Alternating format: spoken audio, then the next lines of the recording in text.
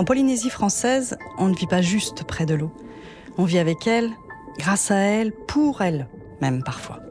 Au cœur du Pacifique Sud, les 118 îles réparties en 5 archipels s'étendent sur un immense territoire océanique. Elles sont reliées par la mer et forment un monde où l'eau est omniprésente. Dans les lagons turquoises, les courants puissants, les rivières fraîches et la pluie, bienfaitrice. Depuis des millénaires, les Polynésiens naviguent entre ces îles, guidés par les étoiles, le vent et les mouvements des vagues. Ils connaissent le chant des baleines, la richesse des récifs et le souffle de l'océan qui rythment leur vie. L'eau n'est donc pas qu'un élément, elle fait partie intégrante de l'identité polynésienne. Elle sert de toile aux récits et aux traditions, revêtant un caractère sacré.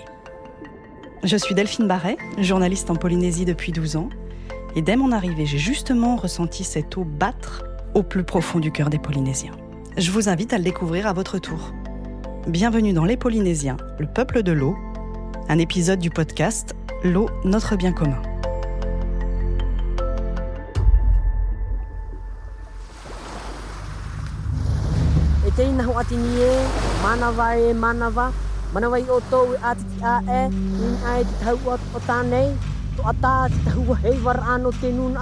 Je commence ma journée à Papeete et c'est en écoutant un orero que je plonge dans le bain polynésien.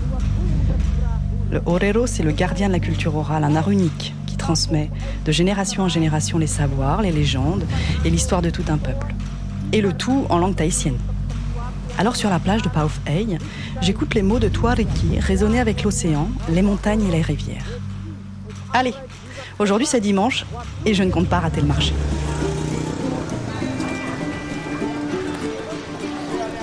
Il est encore tôt ce matin, mais les couleurs et les odeurs se mélangent déjà partout dans l'air. Des fruits, des légumes et bien évidemment du poisson fraîchement pêché. Rien d'étonnant. Ici, le poisson, c'est la base de l'alimentation locale. Et chacun en consomme en moyenne 54 kilos par an. Les Polynésiens le mangent grillé, frit, au four et bien sûr cru avec du lait de coco. De quoi faire un bon ma'a, comme on dit ici. Yarana. Le poro à 1000 francs, si vous voulez. J'en ai du Yarana. poro à 1000 francs. Est-ce que tu peux me décrire un petit peu là, les poissons que tu as, s'il te plaît? Là, c'est des pareils. Là, c'est des nappés. Là, des Napoléons, du trot, du reuil, du to'o. Et là, c'est des pahoros. C'est des perroquets rouges et bleus.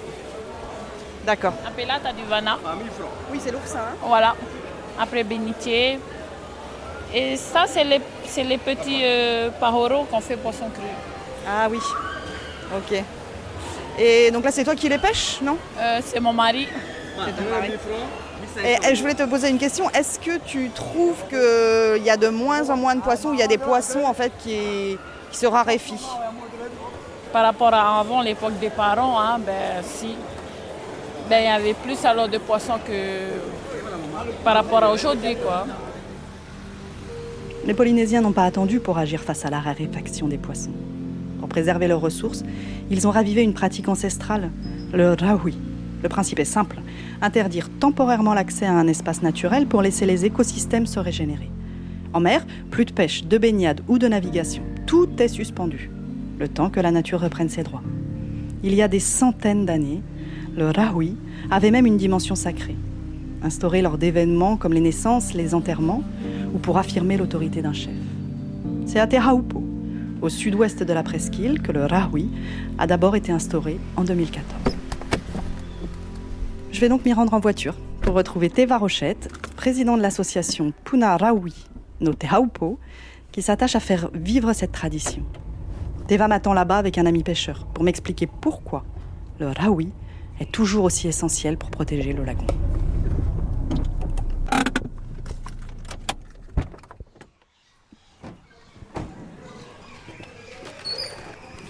Rahui, ça existe depuis des lustres, hein, c'est pas de maintenant. Et avant, c'était le chef de district qui décidait, à partir de là c'est Rahui. Et c'est interdit à la pêche. Il donnait un temps. Et il désignait par exemple du récif voilà, jusqu'à la terre. À la rivière. C'était à partir Voilà. du récif jusqu'à la terre. Voilà. C'était Rahui. Et quand c'était Rahui, c'était vraiment interdit, c'était tabou. Hein. Et les gens, ils n'avaient pas le droit d'y aller. S'ils se faisaient pincer dedans, des fois, c'était la peine de mort. Alors, ça rigolait pas et c'était respecté. C'est pour ça qu'on avait toujours de la ressource, parce que le rahoui était très respecté. Et même, je peux te dire qu'avant, en venant de Papeete jusqu'à Tehupo, le bénitier, on le pêchait dans la mer, il fallait le nettoyer dans la mer. Il y avait des montagnes de bénitiers comme ça dans les lagons. C'était interdit de décortiquer ton bénitier sur terre. Pourquoi? Parce que quand tu le décortiques, les œufs tombent à la mer. Voilà. Donc dans le Haraoui, il est interdit de pêcher. Ouais. Pêcher, un peu tout. Ah, c'est marqué dessus. Oui, se baigner, mouiller, naviguer. Et même naviguer, on peut pas, normalement, on peut pas. Toi, en fait, tu as toujours vécu et grandi ici, Ouais. près de l'eau. Je suis né là, on fait que ça, la pêche de chevrettes. Je vais aussi pêcher aux chevrettes, langouste. Dans la rivière. Ouais. J'ai commencé à l'âge de 14 ans. Et là, depuis que ça a été instauré, le Haraoui, c'est efficace? Les poissons, il y a plus de poissons, ils sont plus grands. Ah oui. Ça a des impacts positifs, carrément. Ah ouais. Mais le souci, c'est qu'il y a des braconniers. Ils vont pêcher. Pourtant, c'est important pour la Polynésie, l'océan, c'est vital. C'est tout à fait. Le problème, c'est qu'il y a des gens, ils vont quand même, ils savent. Hein. Ils savent très bien que c'est un rahoui, mais ils y vont quand même. C'est-à-dire que c'est devenu tellement poissonneux, cette zone, Ouais. que en fait, quand ils y vont, évidemment, ils ramènent plein de poissons. Ah oui, oui, c'est vraiment dommage parce que la dernière fois, j'étais allé faire une visite avec un Petai Peuta, un bureau d'études. C'était pour faire un point. Et il y avait du poisson. Hein. Il y avait du poisson. C'est incroyable. C'est incroyable. On a l'intention d'agrandir la zone et on veut que ça arrive jusqu'à la rivière de la Vaipuri. Pourquoi la rivière de la Vaipuri? Parce que dans la rivière de la Vaipuri, il y a un oiseau endémique qui est en voie de disparition, le héron vert, le héron strié. Et tous les week-ends, même pendant les jours de semaine, il y a plein de bateaux qui rentrent là-dedans. Ça perturbe cet oiseau. Hein. C'est comme ici, à Whareara, ici dans cette baie. Et là, il y a un endroit qui est très sensible parce qu'il y a un petit coquillage. Je pense que c'est un coquillage endémique de la Polynésie, mais surtout que je vois là-bas. C'est comme une petite porcelaine qui est grande comme ça. Et maintenant, il n'y en a plus. Toutes les semaines, il y a des centaines de personnes qui piétinent ce récif. C'est tout écrasé. Et ce qu'il faudrait, c'est que ça s'arrête, qu'ils viennent à pied, comme tout le monde. Ouais, ce qu'on voudrait, c'est que maintenant, que ça soit vraiment respecté, quoi. Et toi, tu es pêcheur aussi, alors? Ouais, mais moi, je suis pêcheur, je suis pas pêcheur professionnel, je pêche juste pour mon plaisir. Mais comme tous les Polynésiens. Voilà. Le combat de Teva rejoint celui de nombreux Polynésiens engagés pour protéger l'océan et ses habitants. Parmi eux, l'océanologue Agnès Bennett, fondatrice de l'association Mata Tohora, qui consacre sa vie depuis plus de 10 ans à la protection des cétacés. Aujourd'hui, Agnès m'invite à embarquer avec elle et son équipe de scientifiques, alors qu'elle lance un projet ambitieux, Odyssey for Life, une étude de 4 ans pour mieux comprendre la migration des baleines à bosse au départ de la Polynésie. Nous y voilà. Le bateau d'Agnès est à la Marina Taina, où je suis arrivée. Coucou. Bonjour. Ça va? Ah oui, Ça va bien. les baleines sont à la sortie de la passe. Donc là, c'est le lancement d'Odyssey Ouais, for là Life. c'est le lancement. L'objectif d'Odyssey for Life est l'étude des baleines à bosse de la Polynésie à l'Antarctique, avec différentes analyses écotoxicologiques, génétiques, évidemment la cartographie du couloir migratoire entre la Polynésie et l'Antarctique. Et sur la route, on fera des prélèvements d'eau aussi pour analyser les métaux lourds, les plastiques. Donc c'est vraiment comprendre leur trajectoire et puis ensuite faire un état des lieux de leur santé des baleines. Exactement. Ouais. L'objectif final en fait d'Odyssey for Life, c'est une grande communication à l'international pour sensibiliser au maximum sur l'utilité, la nécessité et l'urgence de sensibiliser les océans et évidemment ses habitants, donc les baleines entre autres. Alors attends, je démarre. C'est bien aussi de démarrer. C'est mieux si on veut partir.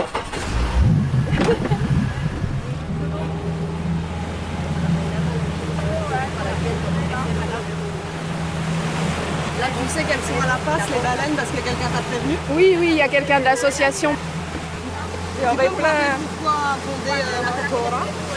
Au départ, ce qui m'a vraiment donné l'impulsion de créer une association, alors que j'ai déjà un bureau d'études, c'était pour les enfants. Et ensuite, j'ai raccroché mes programmes de sensibilisation et de recherche les plus pertinents qui correspondent à une association. Je les ai raccrochés à Mata Tohora. Il y a eu une augmentation de whale watchers et de personnes qui allaient au contact des baleines et donc qui les dérangeaient.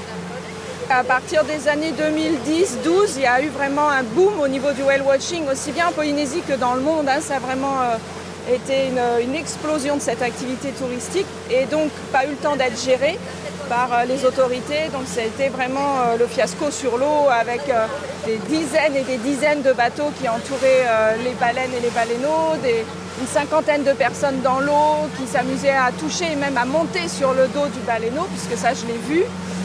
Et c'est ce qui a déclenché le programme Cétacés Respectons-les que j'ai créé donc en 2012 avec la direction de l'environnement. Et ensuite, à la naissance de Matatohora en 2013, j'ai redonné ce programme à Matatohora.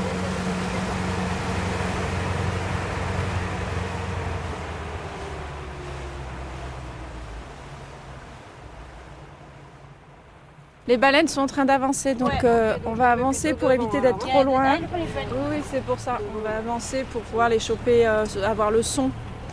Après, le son, il se prend de très très loin. On n'est pas obligé d'être à côté, on peut être très très loin des baleines. Vous allez prendre le son, pourquoi? Vous allez enregistrer Faire une étude acoustique en fait et de voir la conversation aussi entre maman et bébé, parce que là il y a un bébé. Et a priori, en fait, il y aurait à confirmer. On a vu deux grands dos, donc 2 adultes et un bébé, donc maman, bébé et mâle escorte. Ouais, on peut s'arrêter là. Attends, juste à côté. Et là, donc, tu immerges l'hydrophone. Un hydrophone, hein, on dit? Oui.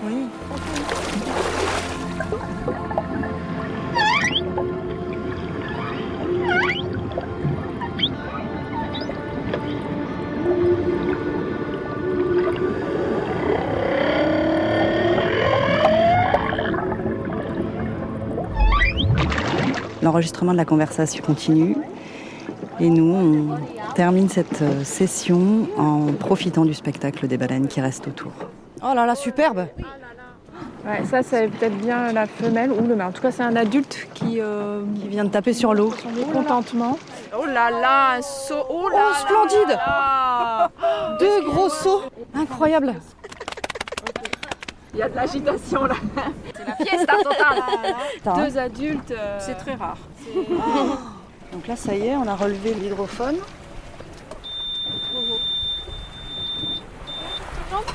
Allez, on est parti.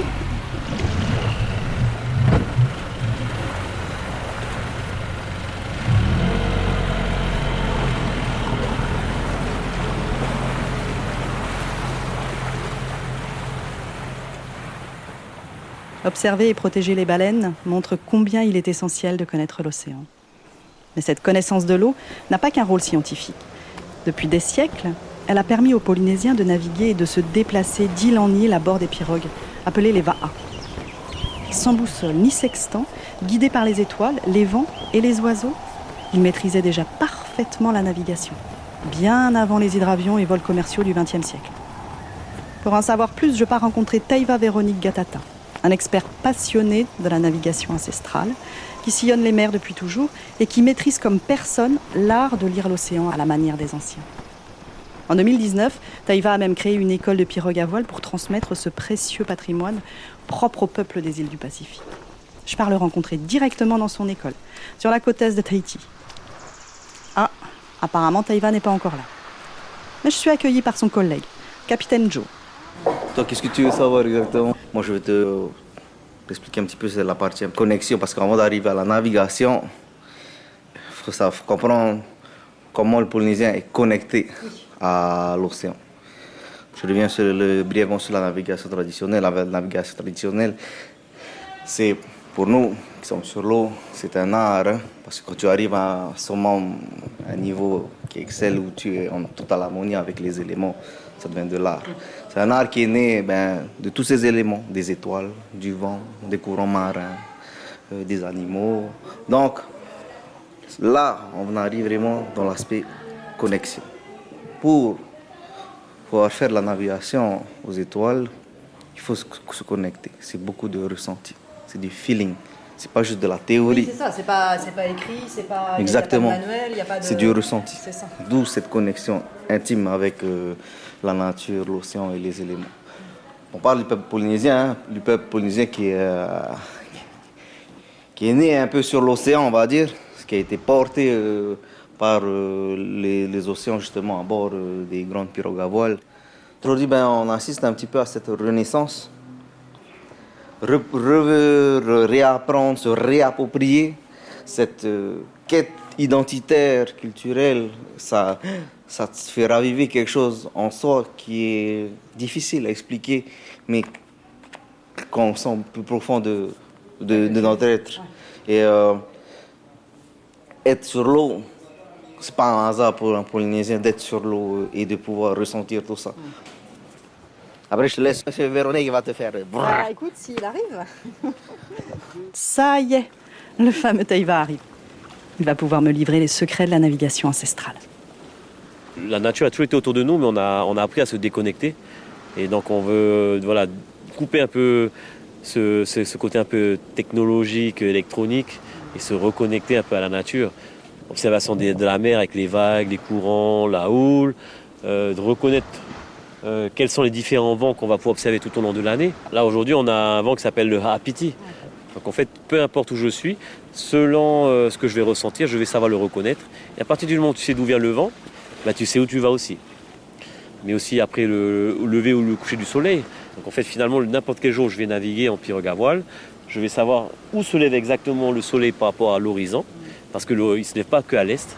Il se lève entre 23,5 degrés au nord et 23,5 degrés au sud. Et donc je vais savoir exactement où il est. Comme ça, je peux utiliser le soleil pour naviguer. Et forcément, la nuit, les étoiles. Il y a tellement d'étoiles dans le ciel qu'en fait, on a une connexion complète toute la nuit avec différentes étoiles, constellations. Donc quand on va dans Vaiana et dans le bras tendu, le pouce vers le bas et les doigts vers le haut, en fait ça sert à mesurer la hauteur d'une étoile ou d'une constellation pour savoir où est-ce que je suis. Là je raconte, ça paraît simple, mais il y a énormément de savoir à mémoriser parce qu'il y a une centaine d'étoiles qu'on peut utiliser. C'est très difficile, c'est très long à mémoriser cette centaine d'étoiles, à savoir à quel moment de l'année elles vont se lever et se coucher, quelles sont leurs positions à l'horizon et quand elles sont au plus haut dans le ciel. Donc ça prend du temps quand même. Après, on a d'autres sensibilités pour savoir s'il y a une île en approche. Donc ce sera la forme des nuages, la couleur des nuages, ce sera aussi les oiseaux qu'on va observer à une certaine distance d'une île.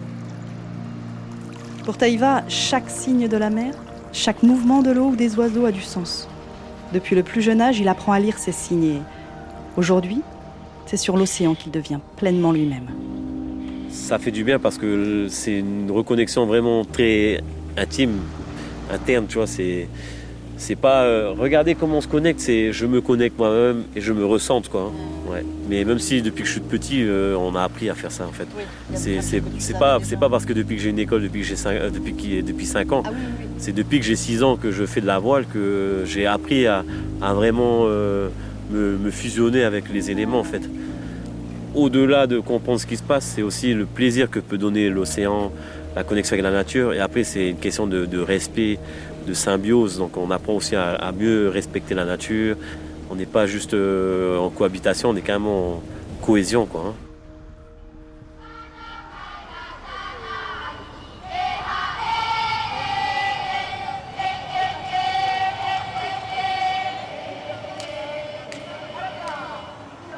Le soleil se couche et mon aventure touche à sa fin.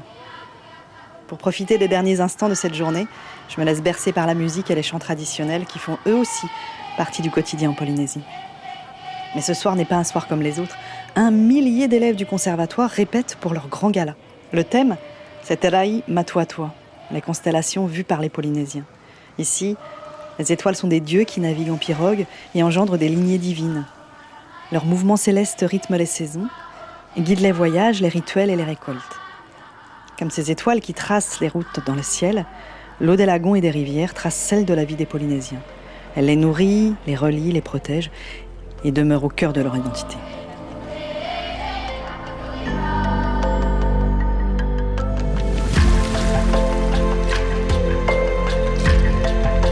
Je suis Delphine Barret et vous venez d'écouter Les Polynésiens, le peuple de l'eau. Un épisode du podcast L'eau, notre bien commun, pour Outre-mer la première. Coécrit par Léa Coulard et Delphine Barret et produit par Natif. La musique est composée par Damien Talavera et la direction éditoriale est de Fabrice Auchard et Célia Cléry.